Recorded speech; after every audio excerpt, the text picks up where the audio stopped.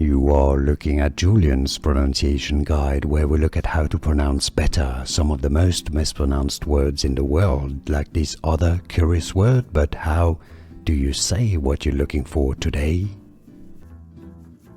We are looking at how to pronounce these names and more confusing names too many people mispronounce, like this one. Can you pronounce it? You will in a second. Stay tuned.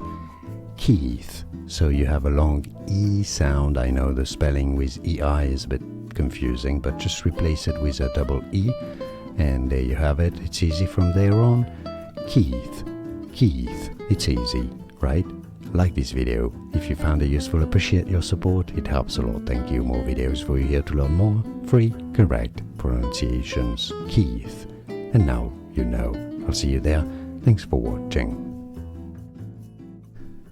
Here are more videos on how to pronounce more confusing words and names too many mispronounced. Like this video if you found it useful. I appreciate your support. I'll see you soon and thanks for watching.